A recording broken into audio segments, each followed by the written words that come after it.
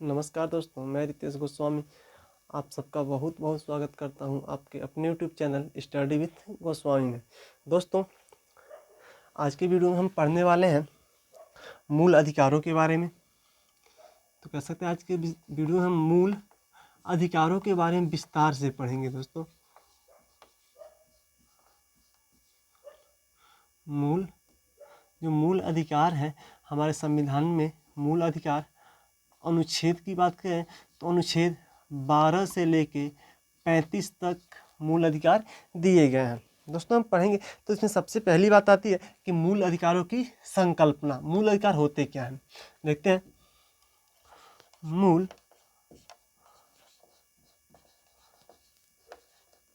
अधिकारों की संकल्पना।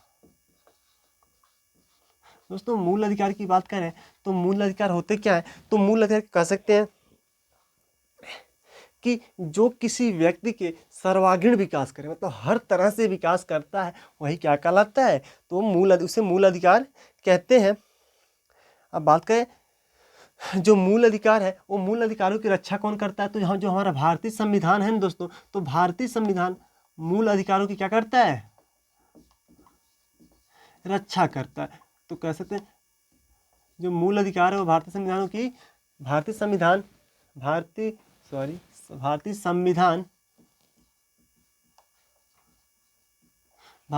क्या करता है, तो मूल अधिकारों की रक्षा करता है और रक्षा की गारंटी भी देता है। बात करें मूल अधिकार किसमें मिले हैं, तो भाग तीन में अनुच्छेद की बात करें तो 12 से लेके 35 तक, भाग 3 अनुच्छेद 12 से लेके 35 तक हमें हमारे संविधान में क्या है, मूल अधिकारों की बात कही गई है। और ये मूल अधिकार क्या करते हैं, व्यक्ति के शासन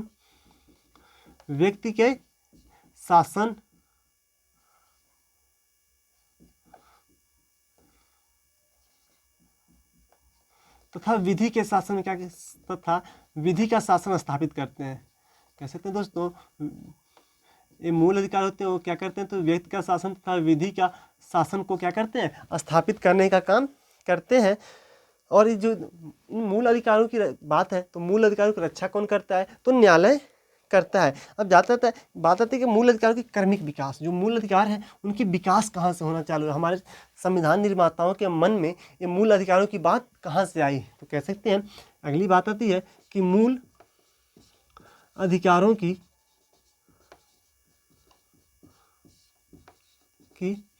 क्रमिक विकास।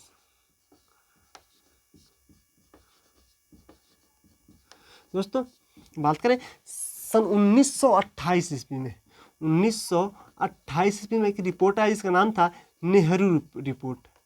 नेहरू रिपोर्ट की बात करें तो इस नेहरू रिपोर्ट को लिखे थे पंडित मोतीलाल नेहरू ने लिखा था।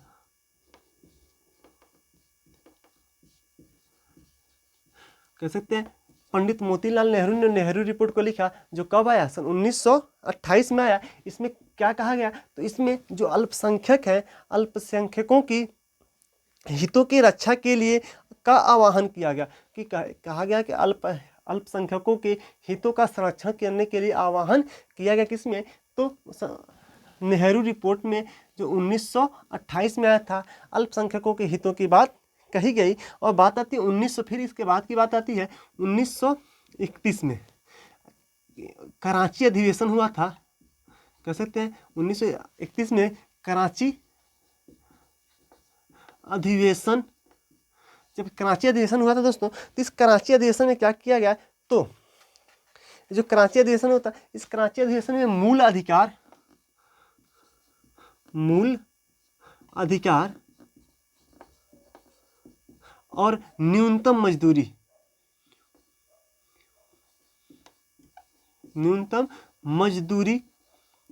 कह सकते हैं, मूल अधिकार और न्यूनतम मजदूरी के बातों पे सहमति बनी, संविधान निर्माताओं में इस पे सहमति बनी। तो आजकल देखते हैं अपने मूल अधिकार की विशेषता क्या होती है, तो मूल अधिकार की विशेषता, दोस्तों मूल अधिकारों की विशेषता की बात करें तो मूल अधिकार जो है भारतीय संविधान में भारत के नागरिक हों या भारत के पड़ोसी देश के नागरिक हों, किसी विदेश के नागरिक हों, तो कह सकते हैं भारतीय नागरिक, भारतीय हो या विदेशी हो, दोनों के लिए क्या है, दोनों के लिए एक समान है। लेकिन करें बात करें किसकी, तो अनुच्छेद 16 और अनुच्छेद 16, अनुच्छेद 15, अनुच्छेद 16, उसके बाद बात करें अनुच्छेद 19, अनुच्छेद 15, अनुच्छेद 16, अनुच्छेद 19 और अनुच्छेद 29, अनुच्छेद 30, ये सिर्फ और सिर्फ किसके लिए है, तो ये सिर्फ है भारतीय नागरिकों के लिए, कह सकते हैं भारतीय लोगों के लिए। इतने अनुच्छेद विदेशियों के लिए नहीं है। अनुच्छेद 16, 15, 16 की बात करें क्या करता है, लोक नियोजन की बात करता है, ये स्वतंत्रता की बात करता है, इस शिक्षण संस्थाओं में प्रवेश की बात करता है, शिक्षण संस्थाओं की स्थापना की बात करता है, तो कह सकते हैं ये सामाजिक समानता की बात करता है। तो ये जितने भी अनुच्छेद हैं, तो ये अनुच्छेद 15, 16, 19, 29 और 30 सिर्फ और सिर्फ किसके लिए है, तो भारतीय लोगों के लिए है, ये विदेशियों के लिए नहीं है। अब दूसरी, ये पहली विशेषता हो गई कि भारत हो या विदेशी हो सबके लिए समान है। दूसरी विशेषता हुई ये कि अनुच्छेद 15, 16, 19, 29 और 30 सिर्फ और सिर्फ भारतीय लोगों के लिए है। और बात करते हैं तीसरी विशेषता की, क्या है, तो तीसरी विशेषता है कि जो संसद होती है दोस्तों, संसद इसे में संशोधन नहीं कर सकती है, संशोधन नहीं करती है, करती मतलब कह सकते हैं भारत के मूल अधिकारों में संसद कोई भी संशोधन नहीं कर सकती है। बात आता है जो चौथा हमारा इसकी संविधान की विशेषता क्या है, तो जब आपातकाल आता है दोस्तों, आपातकाल जब आता है तो आपातकाल के समय अनुच्छेद बात करें 20 और 21 दोनों के दोनों क्या होते हैं, समाप्त कर दिए जाते हैं।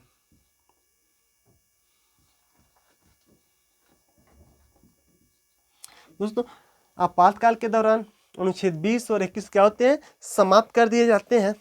देखिए तो कह सकते हैं हमारे संविधान की, हमारे मौलिक अधिकारों की विशेषता हो गई कि वो भारत क्या क्या हो गई, एक मौलिक अधिकारों की जो क्रमिक विकास है कहाँ से लोगों के मन में आई, किसके बारे में, मौलिक अधिकारों के बारे में लोगों ने कहाँ से सोचा। फिर देखते हैं ऊपर था मौलिक अधिकार कहाँ से कहाँ तक दिए गए हैं, तो भाग 3 जो है वो मौलिक अधिकारों की बात करता है। अब देखते हैं मौलिक अधिकार कितने हैं, तो मौलिक अधिकार 6 हैं। देखते हैं दोस्तों मौलिक अधिकारों के बारे में, जो मौलिक अधिकार है वो कितने हैं, तो मूल अधिकार 6 हैं। तो कह सकते हैं भाग 3 के मूल अधिकार, जो सबसे पहला अधिकार आता है दोस्तों ये क्या आता है, तो समानता का अधिकार, कह सकते हैं समानता का अधिकार। तो बात करें तो समानता का अधिकार कहाँ से कहाँ तक है, तो अनुच्छेद 14 से लेके अनुच्छेद 18 तक कौन सा अधिकार है, तो समानता का अधिकार है। कहाँ से, तो अनुच्छेद 14 से लेके 18 तक। इसके बाद आती है स्वतंत्रता का अधिकार, स्वतंत्रता का अधिकार ये कहाँ से कहाँ तक, तो कैसे 19 से लेके अनुच्छेद 22 तक स्वतंत्रता का अधिकार है। इसके बाद आता है शोषण के विरुद्ध अधिकार, शोषण के विरुद्ध अधिकार। बात करें अनुच्छेद 23 और 24 जो है ये शोषण के विरुद्ध अधिकार को बताते हैं। इसके बाद बात करें तो धार्मिक स्वतंत्रता का अधिकार, इसके बाद आता है धार्मिक स्वतंत्रता का अधिकार। ये बात करें तो अनुच्छेद 25 से लेके अनुच्छेद 28 तक क्या दिए गए, धार्मिक स्वतंत्रता का अधिकार दिया है। इसका था शिक्षण संस्थाओं का उसका जो अधिकार, संस्कृति और शिक्षा का अधिकार कह सकते हैं। इसके बाद जो आता है उसे क्या कहते हैं, संस्कृति एवं शिक्षा का अधिकार। बात करें किसमें, तो अनुच्छेद 29 और अनुच्छेद 30 में संस्कृति और शिक्षा का अधिकार वर्णित है। सबसे अंतिम अधिकार आता है कि जो कह सकते हैं संवैधानिक उपचारों का अधिकार,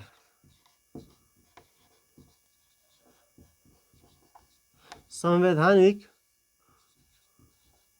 उपचारों का अधिकार। बात करें अनुच्छेद 32 में, अब जैसी बात आती है थिंकिंग आती है कि अनुच्छेद 31 कहाँ गया, तो कह सकते हैं अनुच्छेद जो 31 था ना, उसमें क्या था, तो संपत्ति का अधिकार था। अनुच्छेद 31 संपत्ति का अधिकार था, उसको हटा के कहाँ रखा गया, तो इसको यहाँ से उड़ा के मौलिक अधिकारों से हटा के अनुच्छेद 300 को खंड क में क्या कर दिया गया, रखा गया। अनुच्छेद 31 को उठा के अनुच्छेद 300 में ले जा क्या किया, शिफ्ट कर दिया गया। अब देखते हैं मौलिक अधिकारों में, यहाँ तक हम स्टार्टिंग में पढ़े 12 से लेके 13 के बीच मौलिक अधिकार दिए गए हैं, अभी देखेंगे। लेकिन यहाँ तो आ रहा 14 से लेके 18 के बीच। तो बात करते हैं अनुच्छेद 12 की। अनुच्छेद 12, जो अनुच्छेद 12 दोस्तों एक किसको प्रभावित करता है, तो कह सकते हैं अनुच्छेद 12 राज्य को परिभाषित करता है, परिभाषित करता है। तो राज्य की परिभाषा क्या होती है कि मानते हैं कि राज्य के अंतर्गत आ जाएगा, सभी सरकारी संस्थाएं किसके अंतर्गत आती हैं, तो राज्य के अंतर्गत आती हैं। तो मान के चलते जितनी भी सरकारी संस्थाएं हैं या कोई सरकारी सेवक है जो क्या करता है, लोगों के मौलिक अधिकारों या मूल अधिकारों का उल्लंघन करता है, तो क्या करते हैं, लोग उसके खिलाफ जाके कोर्ट में कंप्लेन कर सकते हैं, अपील कर सकते हैं। किस कोर्ट में, तो हाई कोर्ट या सुप्रीम कोर्ट में क्या कर सकते हैं, अपील कर सकते हैं। किसके बारे में, तो कोई राज्य क्या करे, उनके मौलिक अधिकारों का उल्लंघन करता है, तो जाके सुप्रीम कोर्ट या हाई कोर्ट में क्या कर सकते हैं, अपील कर सकते हैं। अब बात आती है दोस्तों कि अनुच्छेद 13 क्या करता है, तो अनुच्छेद 13 जो है दोस्तों वो किससे परिभाषित करता है, तो यह क्या करता है, तो न्यायपालिका को पुनर्वलोकन का शक्ति देता है। कह सकते हैं पुनर्वलोकन की शक्ति देता है। देखिए अनुच्छेद 13 जो है न्यायपालिका क्या करता है, तो पुनर्वलोकन की शक्ति देता है। और पुनर्वलोकन होता क्या है, तो क्या मान चलते हैं विधायिका किसी कानून को बनाती है, विधायिका कोई नियम पास कर देती है या कार्यपालिका जो है उस कोई आदेश जारी कर देती है, तो न्यायपालिका के पास ये शक्ति होता है कि उसको क्या करे, निरस्त कर दे। जो आदेश जारी हुआ, जो कानून बना, उसे न्यायपालिका क्या कर सकती है, निरस्त करने की शक्ति होती है। उसे ही क्या कहते हैं, पुनर्वलोकन कहते हैं। ये पुनर्वलोकन की बात कहाँ से ली गई है, तो अमेरिका से ली गई है। कह सकते हैं पुनर्वलोकन अमेरिका से लिया गया है। हम देखते हैं कि जब मौलिक अधिकार हो रहे थे, तो मौलिक मिटाते हैं दोस्तों इसको पूरा, फिर हम पढ़ेंगे मौलिक अधिकारों की लड़ाइयाँ।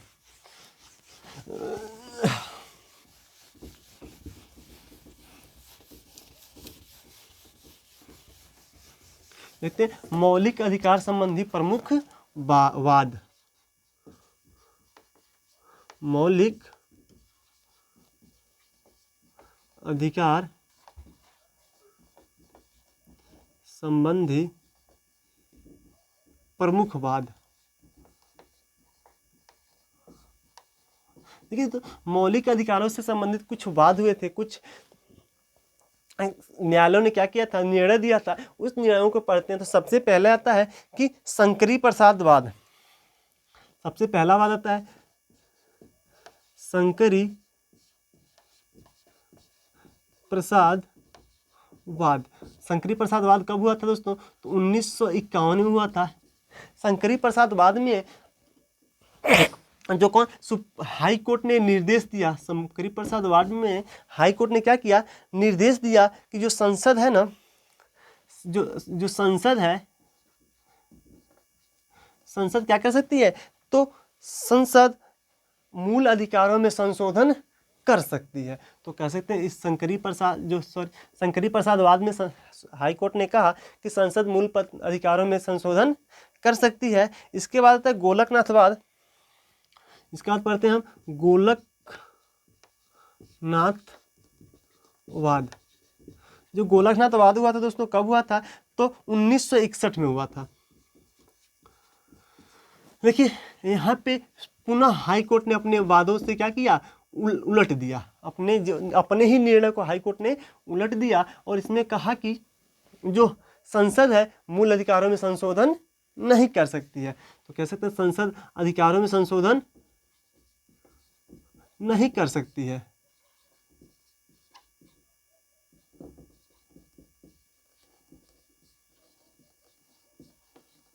इसमें क्या करती थी, कर सकती थी।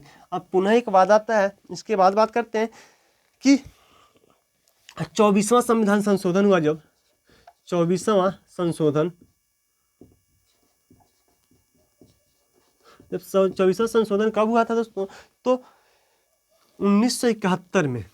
1971 में कौन सा 24वां संशोधन हुआ था। उसमें क्या कहा, अदालत ने कहा कि अनुच्छेद 368 के तहत, अनुच्छेद 368 के तहत क्या कर सकती है संसद,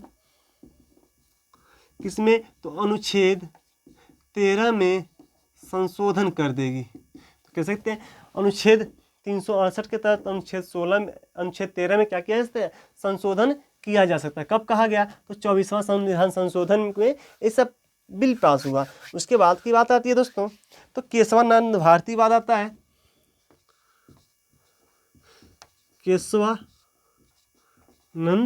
भारती, कह सकते हैं दोस्तों जो केशवानंद भारती वाद था, इसमें क्या कहा, तो इसमें जो हाई कोर्ट ने कहा कि संसद जो है क्या कर सकती है कि कुछ मामलों में कुछ मतलब मूल अधिकारों के कुछ भागों को संशोधित कर सकती है, कुछ भागों में बदलाव कर सकती है, संपूर्ण भागों में बदलाव नहीं कर सकती है। उसके बाद आता है कि मिनरल मिल्स वाद।